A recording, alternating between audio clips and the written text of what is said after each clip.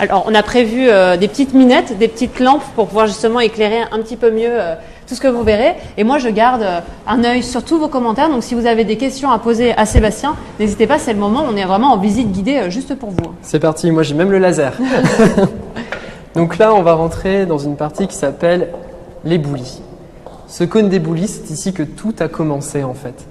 Les enfants, ils sont descendus, les adolescents maintenant, vous le savez, sont descendus par ici. En fait, là où il y a un petit boyau qui continue, environ 3 mètres, très étroit, ils se sont glissés dans ce dernier et sont arrivés juste ici. Ils ont glissé sur les fesses jusqu'en bas et sont atterrés dans la grotte. Et là, ils se sont bien rendus compte qu'ils n'étaient pas dans un souterrain où ils allaient trouver un trésor avec des pièces, mais qu'ils avaient découvert le trésor de Lascaux. Un trésor qu'ils ne soupçonnaient absolument pas. Là-haut, nous avons des stalactites. Souvent, les gens nous demandent s'ils vont voir beaucoup de stalactites. C'est une erreur, en fait, il n'y en a pas dans la grotte, à part ici, car en fait, la grotte est sèche. Il y a eu une coulée d'argile, de marne, qui a recouvert le dessus de la grotte et qui l'a imperméabilisé. C'est une chance, car grâce à cela, les peintures ont pu être préservées. S'il y avait eu ces coulées à l'intérieur de la grotte, les peintures auraient bien sûr disparu avec elles. Nous avons ici un petit filet d'eau qui s'était formé avec le temps et qui a formé ce qu'on voit ici, des gourds. Ce sont des petits bassins d'eau. On peut s'approcher peut-être? Bien sûr.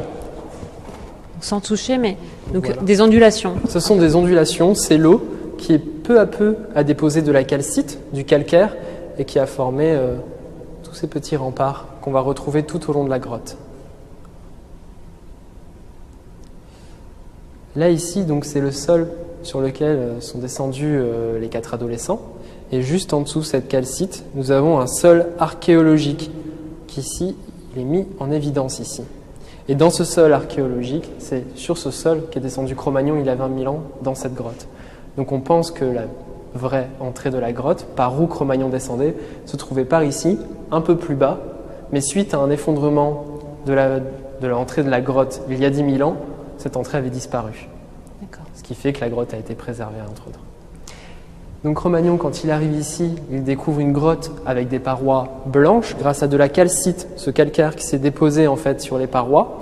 Ça lui fait une immense page blanche sur laquelle il peut s'exprimer et du coup faire ces peintures que je vais vous montrer tout de suite. Alors là, attention. Je rappelle juste que quelqu'un nous demande si c'est une réplique. Oui, c'est une réplique, puisqu'il y a eu donc Lascaux 2, Lascaux 3 et donc là Lascaux 4, même si on évite de dire ça. Voilà. On est au Centre international de Lascaux et on ne peut plus rentrer dans la grotte officielle parce que ça l'abîme. Ça l'abîme. D'où cette réplique. Exactement. Bon, bien sûr, la grotte va très bien, la véritable grotte d'ailleurs, si vous voulez des nouvelles, elle va bien, elle se régule toute seule. Naturellement, il n'y a pas de machinerie aujourd'hui. Et du coup, on la préserve. On peut y rentrer seulement 250 heures par an. Et bien sûr, ce sont les scientifiques qui le font pour faire des relevés constamment pour voir si elle se porte très bien. Alors, elle s'abîme, mais ça, on fera le point juste après. Elle s'abîme à cause du CO2, à cause de la hausse de la température. Oui. Et donc, c'est pour ça qu'on ne peut plus y rentrer. Voilà, tout cela sera expliqué aux visiteurs avec une scénographie. Alors, derrière vous, vous allez voir, il y a une mise en scène, une scénographie qui fait que l'éclairage de la grotte va se faire lentement pour habituer le visiteur et surtout révéler ces peintures de manière un petit peu féerique. Donc là, forcément, c'est un peu sombre pour l'instant, mais ça va arriver, ne vous inquiétez pas. Voilà, regardez. C'est un peu finalement ce qu'ont découvert les enfants en arrivant aussi. Exactement. Et donc là, les peintures apparaissent progressivement sur les façades. Progressivement avec nous, dont la première ici qui apparaît, c'est la fameuse licorne, que les gens nous en parlent souvent de cette licorne. Ils s'attendent à voir une véritable licorne. En fait, c'est un animal tout simplement qu'on dit imaginaire, car on ne sait pas de quoi il s'agit, de quel animal il s'agit. Il y a un art figuratif à Lascaux qu'on reconnaît tout de suite, comme les chevaux ou les aurochs, mais là, nous avons un animal complètement imaginaire. J'aime bien répéter que Cro-Magnon, il est comme nous, c'est nous. Et finalement, Cro-Magnon, il a un imaginaire, comme nous, il se crée déjà des bestiaires, comme on l'a fait depuis toujours. On s'est créé des mythologies, nous, Homo sapiens sapiens, et peut-être que ça a commencé il y a 20 000 ans avec cette peinture. On pense aussi qu'il s'agirait d'un homme costumé en animal. Vous voyez, on aurait son œil, son nez, et comme ici une barbe. Bon, c'est une théorie, j'aime beaucoup rappeler quand même celle de l'animal imaginaire. Et donc là, ces peintures-là, elles datent de quand et comment elles ont été dessinées? Avec quoi? Alors déjà, on ne peut pas les dater à Lascaux. On dit que la grotte est de 20 000 ans tout simplement parce qu'on a retrouvé entre autres des cendres dans les lampes qui sont représentées ici. On a retrouvé des cendres de genévrier. Ces lampes, on les remplissait de graisse, on y mettait une petite brindille de genévrier qu'on enflammait et de là, on avait des lampes. Donc grâce à ces cendres, on a pu dater au carbone 14 que Cro-Magnon a cessé de venir ici il y a 20 000 ans. En tout cas, qu'il y avait des traces il y a 20 000 ans. Aussi grâce aux objets qu'on a retrouvés. On a retrouvé des pointes de saguet qui s'apparentent plutôt à la période magdalénienne. Donc il y a environ 20 000 ans. Par contre, les peintures en elles-mêmes, on ne peut pas les dater. Contrairement à la grotte Chauvet, ici, elles sont faites avec du manganèse. Seulement des ocres récupérés dans la nature, par ici, ou même sur place dans la grotte. Donc on va retrouver du orange, du rouge, du jaune et du noir. C'est le manganèse. Donc même au carbone 14, on n'a pas réussi à dater précisément. Les peintures. On ne peut pas dater ces peintures. Peut-être elles sont plus anciennes, ça on ne le sait pas, ou peut-être elles datent vraiment de la même époque des objets et de ces lampes. On ne sait pas. C'est le mystère de Lascaux. Donc si on ne sait pas, on sait quand même que ça date d'il y a très longtemps. En tout cas, voilà, il y a 20 000 ans en tout cas, et c'est quand même pas d'hier. Là, on avance un petit peu et on va découvrir des chevaux. 1, 2, 3, 4 et 5. En fait, on pense qu'il s'agirait d'un seul cheval qui nous montrerait ici son mouvement. Voilà, comme un saut qu'il ferait. Alors, je rappelle aussi que donc c'est une réplique de la grotte de Lascaux et qu'elle est très très fidèle. Elle impressionne même les archéologues. 16 points de mesure, ça veut dire quoi exactement? Ça veut dire qu'on est vraiment proche de la réalité. On a fait un relevé 3D qui sert aujourd'hui même aux scientifiques. Ce relevé 3D, c'est comme si nous étions dans la véritable grotte et on peut voir au-delà du millimètre près vraiment le moindre détail. J'ai presque envie de dire presque le moindre petit gravillon sur la paroi. Et c'est ce qui a été fait ici, on l'a reproduite comme ça. C'est vraiment une chose exceptionnelle car ça évite en même temps ces relevés 3D de descendre dans la vraie grotte pour faire des analyses scientifiques ou des recherches scientifiques sur les peintures. On peut se servir juste de ce relevé 3D pour les avoir. D'ailleurs, on a même fait des découvertes aujourd'hui avec ces relevés.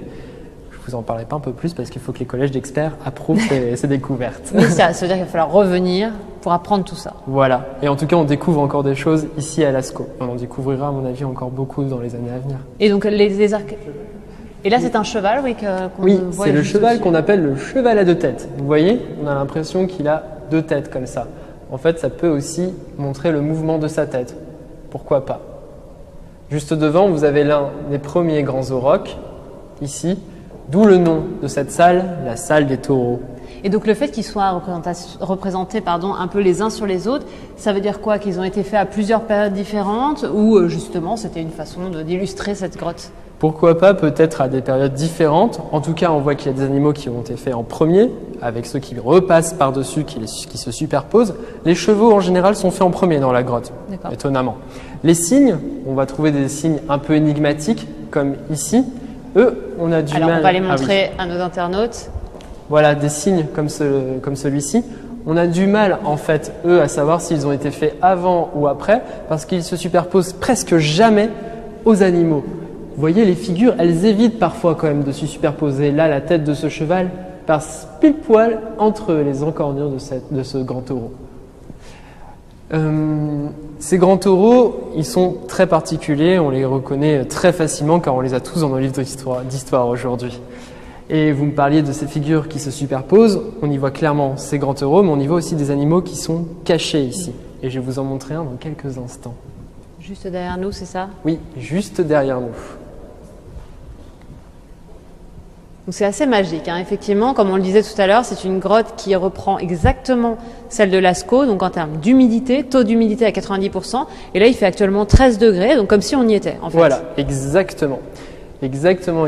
Et surtout, ici, je trouve qu'on est toujours saisis, les gens sont toujours saisis par cette salle des taureaux, comme devait l'être même Cro-Magnon après son œuvre, car quand on arrive ici, on est impressionné par c'est un troupeau en fait, cette salle. C'est un troupeau qui tournoie autour de nous, nous plaçant, nous, hommes d'aujourd'hui encore, au milieu de ce grand troupeau. Au cœur de cette immense scène, on peut presque parler vraiment d'une scène. Il y a une mise en scène à Lascaux. On voit que les choses ne sont pas posées au hasard, il y a vraiment une mise en scène, une véritable pensée derrière tout ça, dont on a perdu la clé. On est un peu amnésique de notre propre histoire. Donc pour l'instant, on ne sait pas vraiment décrypter ce qu'on voit. Oui, on voit des animaux, mais on ne sait pas encore pourquoi ils ont été dessinés et ce qu'ils représentent précisément. Exactement, c'est ça. il y a un art figuratif, mais pas explicite en tout cas. Les oraux, et puis c'est bien avant l'élevage, bien sûr, hein, c'est que des animaux. Oui, c'est bien avant l'élevage tout ça. Nous sommes il y a 20 000 ans et ce sont les cueilleurs qui ont fait ça, les chasseurs-cueilleurs, c'est-à-dire des groupes, des tribus qui se baladent en fait dans la nature, qui migrent avec certainement les troupeaux d'animaux dans la nature et du coup qui viennent les représenter ici dans des grottes. Certainement ils revenaient au même endroit couramment selon les saisons. Et ça, Alors on ne sait pas. Charles va essayer de reculer pour vous montrer l'ampleur de cette salle. C'est vraiment impressionnant. Donc on a dit une grande précision dans les peintures, mais aussi sur la pierre, la façon dont est organisée la grotte. C'est vraiment une copie conforme. Exactement, on a les gourds On appelle ici. ça un facsimilé. C'est un facsimilé, mais là on parle vraiment d'une réplique. On va même au-delà du facsimilé, on a presque enlevé ce terme-là, car vous voyez on est vraiment dans une grotte. On a ici les gourdes représentées, donc ces petits bassins qui deviennent très grands ici, qui se sont formés avec le temps. On va En montrer, 20 Charles, 000 ans. juste par terre, voilà, à ta droite, les gourdes dont parle Sébastien, qui se sont formées il y a 5000 ans, c'est ça? Il y a 20 000 ans. 20 000 qu'elles se ans, sont- voilà, pardon. pendant 20 000 ans, elles se sont formées après le passage de Cro-Magnon. On pense même qu'elles se sont formées en 10 000 ans, après l'effondrement de l'entrée de la grotte là-haut. Sur les côtés, juste en dessous de la paroi, on a aussi cette banquette argileuse. C'est sur cette banquette argileuse qu'on voit tout autour de cette salle que Cro-Magnon a posé ses échelles. Peut-être pour qu'on peut montrer grimper. Oui. la banquette argileuse Là, avec voici le cette petit... banquette argileuse. C'est le bas, juste le bas ici de la paroi, qui sert à la fois de sol pour ces animaux sur lequel ils courent. Ils semblent courir, en tout cas, ces chevaux. Et c'est sur cette banquette argileuse que Cro-Magnon a posé ses échelles pour grimper et faire ces grandes figures. Vous imaginez bien qu'ils vont sans cesse grimper pour avancer le dessin, redescendre, ils sont redescendus, regrimpés. Ouais, c'était presque une danse qu'ils ont fait ici dans cette grande salle. Donc on vous laisse découvrir toutes ces peintures donc dans la salle des taureaux. Voilà. C'est ça. Une salle majestueuse qui nous accueille finalement, qui nous met un peu dans l'ambiance, quoi. Exactement. Il y a des cerfs ici. Ce sont des cerfs. Et regardez, ici, on a une écaille qui était tombée avant le passage de Cro-Magnon et il a utilisé pour faire à l'intérieur ce cerf. Vous voyez? Il a fait le cerf à partir de cette écaille et on a même la ramure qui est suggérée par cette écaille. Alors on a Loïse qui nous pose une question, donc n'hésitez pas hein, si vous avez des questions, qui nous demande avec quoi ces répliques de peinture ont été peintes. Alors, effectivement, on peignait avec des pinceaux, entre autres, avec des poils. Tout simplement le même pinceau qu'on a aujourd'hui, ils faisaient les mêmes. Mais aussi, ils utilisaient des différentes techniques, comme celui du tampon, avec des petits morceaux de peau, par exemple, qu'ils tamponnaient, qu'on va retrouver un peu plus tard. Ou encore en soufflant sur des pigments. Et en soufflant sur ces pigments, ils se déposaient sur la calcite, c'est-à-dire sur la paroi, et formaient des dépôts comme ça. Et à l'aide, entre autres, de petits morceaux de peau, en fait, ils contournaient comme ça, en soufflant dessus. Donc il y a plein de techniques comme ça qu'ils utilisaient, des petits ossements d'oiseaux, par exemple, creux. Ils mettaient les pigments à l'intérieur et soufflaient aussi sur la paroi ces pigments qui se déposaient un peu partout ici. Et nous, comment, enfin nous, je dis nous, au XXIe siècle, comment on a réussi à faire ces peintures dans cette réplique? On a utilisé les mêmes outils? Pas du tout. Là, comme on le dit depuis tout à l'heure, on a vraiment essayé d'aller au plus près de la réalité, Avec comme la 3D. c'est dans la véritable grotte. Donc, en fait, ça a été fait au millimètre près, vraiment, je peux presque vous dire, avec des outils de dentiste, hein, vraiment petit à petit. Ça a été fait en beaucoup de temps. Les peintres ont vraiment, ils avaient des lunettes exprès qui leur permettaient de voir le dessin sur lequel ils travaillaient sur des tout petits morceaux comme ça, et ils avançaient sur 1 heure, juste sur une toute petite partie comme ça. On a perdu peut-être l'idée du geste, mais on la ressent quand même vu que c'est fait à l'identique, vous voyez. Et donc on a une question d'Ahmed qui nous demande est-ce qu'on a retrouvé des os, des squelettes Des squelettes. dans Lascaux? Eh bien, on en a retrouvé, mais pas d'humains. On a retrouvé entre autres des mâchoires de rennes, par exemple, dans le passage, mais pas d'ossements humains. D'ailleurs, on l'a cru pendant un temps au pied de la fameuse scène du puits qu'on verra plus tard. Au pied de cette scène, du puits, on pensait, l'abbé Breuil, archéologue, pensait vraiment découvrir un corps humain enterré, mais non, il n'a rien trouvé.